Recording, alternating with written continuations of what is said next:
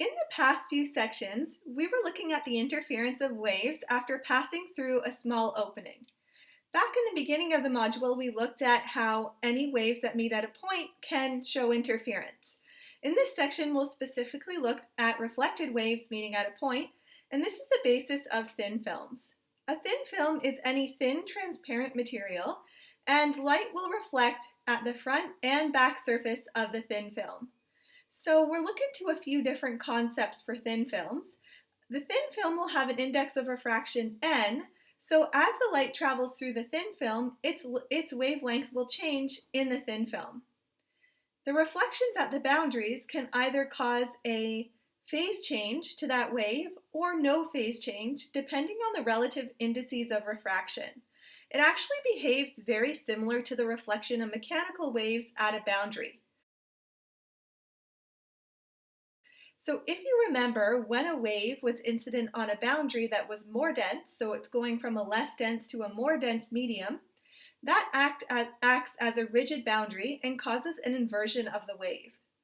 In this case, if we have light traveling from a region of lower index to higher index, that also acts kind of like a rigid boundary, and it will cause a phase shift of the wave, and the phase change is by pi. It's what I wrote here. So the phase change is by pi, so that it's a half cycle phase shift.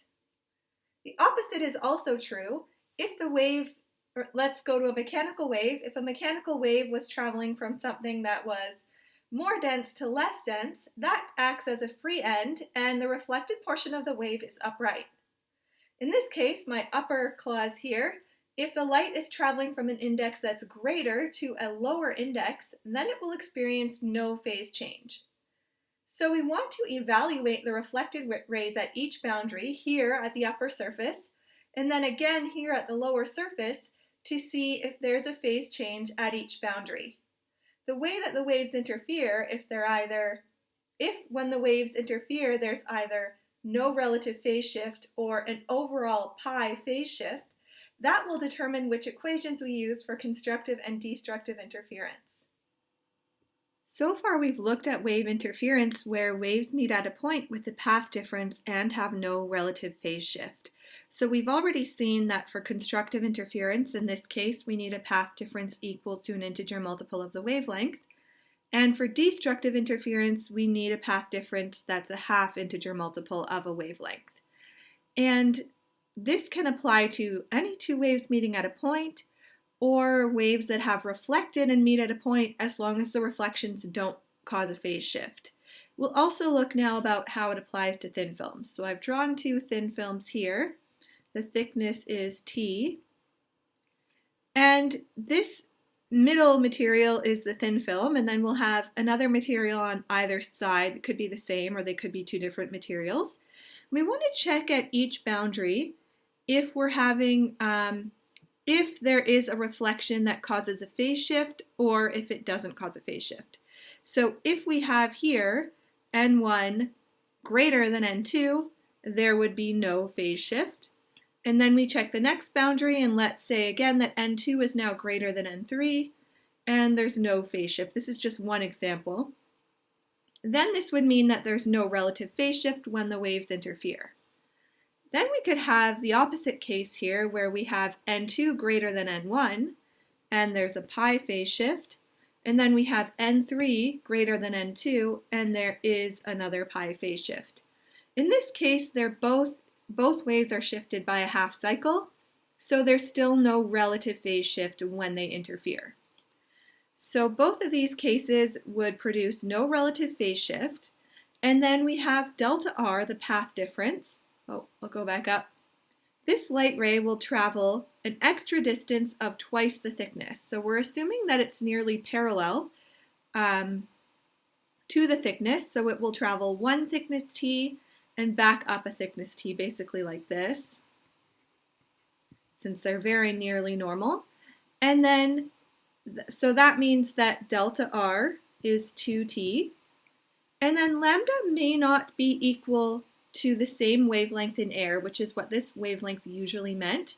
So now we want to replace the wavelength by lambda over n, since that's how it changes when it's in a new medium. So now our formula is 2t equals m lambda over n, and it's usually written like this, 2nt equals m lambda. And m starts at 0, plus or minus 1, plus or minus 2, and so on. So that's the formula for constructive interference. And then I could repeat for destructive interference, and we would get 2nt equals m plus a half lambda with the same m. So sometimes we can have a reflection at one boundary that causes a phase shift, whereas there's no phase shift at the other boundary. So this could mean a pi phase shift at the first boundary and 0 at the second, or 0 at the first and pi at the second. And either way, there is a relative phase shift when the waves interfere. So here, now we need actually to have a path difference that's a half integer multiple of a wavelength in order for the waves to line up in phase and interfere constructively. So our formulas are switched because we would want a wavelength difference for them to interfere destructively. So in general, these formulas are switched, and then for thin films, it looks like this. And again, we have m is 0, plus or minus 1, plus or minus 2. So we have our wavelength of light, m, and then n is the index of refraction in the thin film. So the thin film is the material that the light travels through during the path difference, and that's the index of refraction that goes into the equation. So every time we're solving these problems, we want to determine first if there is a half cycle or no phase shift, and then choose the appropriate set of equations to use.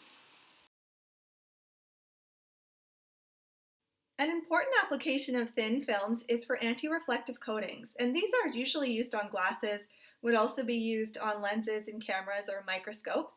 And how it works is that we would have glass as our lower medium, and then a thin film of maybe about 1 micrometer of something with lower index than the glass is deposited on the glass. And this thin film works to create destructive interference for light rays that are incident on that film so that we don't see reflections when we're looking at the lenses. Example 10, a lens made of glass of index 1.52 is coated with a thin film of magnesium fluoride, N equals 1.38, of thickness T. Visible light is incident normally on the coated lens. A, for what minimum value T will the reflected light of wavelength 540 nanometers be most strongly diminished? B, what are the 3 longest wavelengths that are intensified in the reflected light? All right, so let's look, and I think it helps to draw a diagram. Again, this is normal, I just draw it a little bit slanted. So we have the light coming from air onto the magnesium fluoride and then onto the glass lens. And we want to evaluate each boundary first to determine which set of formulas to use. So here, since it's going to a higher index, it's like it's hitting a rigid boundary in a sense, and it does reflect at pi, or 180 degrees, half cycle phase shift.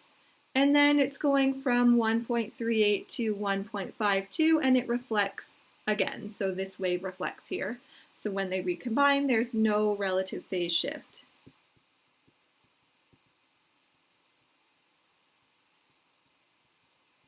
So then our question is, which wavelengths, what's the thickness for 540 nanometers to be destructive interference? So we want destructive, and 2nt equals m plus a half lambda, the normal formula that we would use here. And we're looking for the minimum thickness. So let's see, if we solve for t, we get m plus a half lambda over 2n, and we can see that m equals 0 will give us the minimum thickness. Since there are, of course, more thicknesses that would produce destructive interference at that wavelength. But if we plug in m equals 0, we get t equals lambda over 4n. So 540 nanometers over 4 times 1.38, which is 97.8 nanometers. So now in part B, we're asked about constructive interference. So we'll use the other formula, 2nt equals m lambda. Okay, so we can rearrange for lambda. We have 2nt over m. And m starts at 0. We can see that would give us theoretically the longest wavelength, which would be infinite. So it's not possible at m equals 0. So lambda 1 will be 2nt over 1. So 2 times 1.38, 97.8 nanometers over 1, which is 270 nanometers. And then lambda 2 will be lambda 1 over 2, 135 nanometers.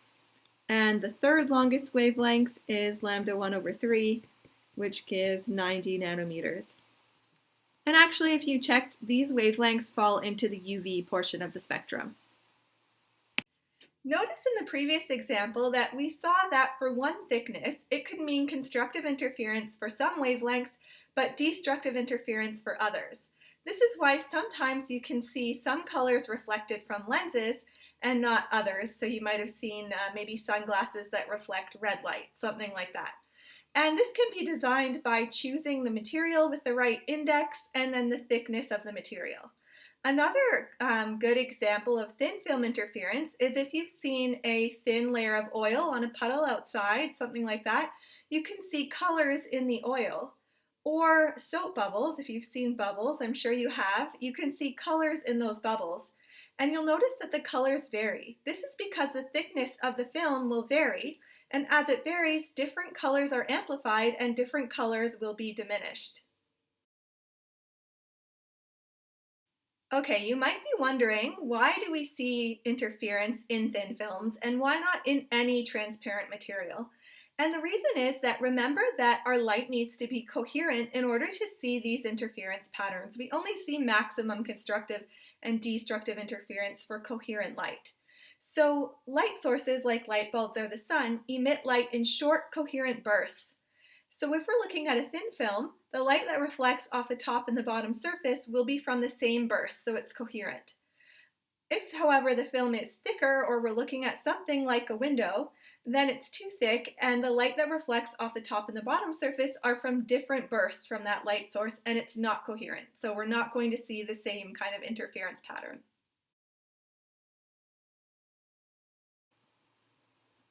Example 11, two microscope slides 10 centimeters long and 5 millimeters thick are tilted apart by a sheet of paper of thickness h equals 0.00200 millimeters, forming an air wedge. Monochromatic light of wavelength 500 nanometers is directed at the top surface of the slide. A is the fringe at the line of contact, light or dark? B, what is the spacing between fringes? And C, how many dark fringes are visible? Okay, so first I've just drawn this rough image here. We do have reflection at all of these surfaces. However, I've tried to draw it so you can see that this would be a thick film and this is a thick film as well. So actually only our thin film is the air gap within the slide. So that's the thin film we're looking at this time. So we want to look at these reflections from rays 2 and 3 that will then produce the interference. So ray 2, it's going from the slide to air, so that's something with higher index to lower. So we're going to see no phase shift there. And then for ray 3, it's going from air to the slide. So we would see a pi or a 180 degree phase shift. So overall, that means we have a pi phase shift. So we'll need to use our half cycle phase shift formulas where for destructive we have 2nt equals m lambda. And then for constructive we had 2nt equals m plus a half lambda. And our first question is about this line of contact there. At that point, we have t equals 0, there's no thickness, and if we look at these formulas, in order for there to be a light or a dark fringe, we need to satisfy one of these formulas. If I put t equals 0 here, we can see that's impossible because even if m is 0, we can't get 0 on this side. So it can't be constructive, so it has to be destructive. So this is only possible if m equals 0, and that means that we have this destructive fringe, so there's going to be a dark fringe at the line of contact. Oh, I already wrote that. Okay, dark fringe. Okay, so for this part, we want to come up with an expression for the fringe spacing. And to do that, let's write an expression for the position x of each dark fringe after, of course, the point of contact. And so I've drawn this triangle as a side view of that air gap here. We can start with the first dark fringe, 2nt equals m lambda for the destructive interference this time. So we'll have 2nt equals 1 lambda, and then I'm going to plug in n equals 1 for air since it is an air gap. Okay, so we get T1 equals lambda over 2. And then repeating for the second dark fringe, we have 2n T2 equals 2 lambda, which gives T2 equals lambda, or 2T1. And this gives a nice relationship here that Ti is I lambda over 2, which we can see here. So also just from rearranging this equation, we can kind of gather that relationship too. So Ti plus 1 equals I plus 1 lambda over 2. And now what I want to do is use a similar triangle here to relate this to the position x. So if we look at any triangle, I've shaded this one here. We can see it's similar. It has the same angles as this larger triangle, which has length L and height h. So then I'll have written it down here. Xi over Ti equals L over h. So Xi is Ti, L over h. And to find the fringe spacing, I want to find delta x, which is xi plus 1 minus xi. So I'm subtracting the positions of two consecutive dark fringes. So that will be Ti plus 1, L over h, minus Ti, L over h.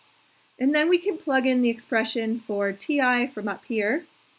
So that's I plus 1 over 2, lambda L over h, minus this one here, I over 2, L over h, lambda L over h. And then these I terms cancel, so that's really nice, and we're just left with one of these terms, so 1 lambda L over 2h. And that's our fringe spacing, and then we can plug in the numbers. Let's see, I should have enough room here. So delta x equals the wavelength, which was 500 nanometers, times L, 0.1 meters, over 2 times 0.0200 times 10 to the negative 3 meters. Oh, that's a bit messy, but we get 0.00125 meters, and that's 1.25 millimeters for the spacing between the fringes. Okay, now the very last part C here asks us how many dark fringes, so let's let L equals I delta x. So we're going to have I of these fringe spacings that make up the total length L. So we can just divide. You don't need a formula here, really. What we're going to do is divide the length by the fringe spacing to figure out how many fringes. So 0.10 divided by 0.00125 gives 80. And so we do have 80 this time, but we've omitted that first dark fringe, which was at m equals 0. So we actually have 81 total dark fringes. That's including the fringe at the line of contact. We can use this phase change analysis in order to look at the interference of light anytime there's a reflection. It doesn't have to be just for a thin film. So let's look at doing this for radio waves. Example 12, the figure shows a radio wave transmitter and receiver separated by a distance d equals 50 meters and having common height h equals 35 meters above the ground. Assume that the ground is level between the transmitter and the receiver and find the longest wavelengths that interfere, A, constructively and B, destructively. Okay, so I've drawn it again here.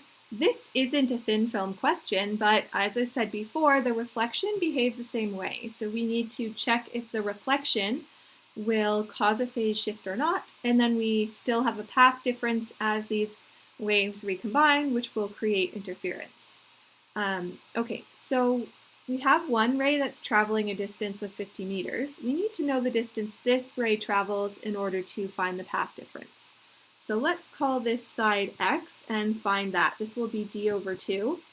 So from Pythagorean theorem, we'll have x is the root of d over 2 squared plus h squared. So the root of 25 meters squared plus 35 meters squared, which gives, let's see, 43 meters. So the path difference, delta r, will be 2x, this ray travels twice this distance, minus d. 2 times 43 meters minus 50 is 36 meters. Now we want to evaluate if there is an overall phase shift or not. This ray obviously has 0 degrees. It doesn't reflect at all. This ray is reflecting off the ground, which is a pi phase shift. We don't know its index of the ground, but we know, well, it's not a transparent material. It doesn't usually have an index. You could think of it as having a very, very high index. So when the ray hits it, it will act as a rigid boundary in a sense and flip that wave or cause a half phase, like half cycle phase shift. Okay, so overall we have a pi phase shift.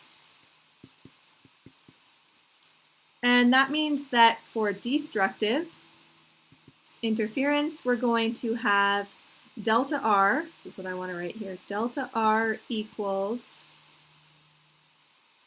m lambda. And then for constructive, we'll have delta R equals m plus a half lambda. And our question is, find the longest wavelengths that interfere in each case. So lambda will equal delta R over m. The longest we can see will be m equals 1. Since there's no destructive interference for 0, that wouldn't make sense in this case. That's only when the path difference is 0. So here we can find the wavelength, which will be 36 meters, since it's delta R over 1. Okay, and then for constructive, we get lambda equals delta R over m plus a half, and the longest wavelength here will also be when m equals 1.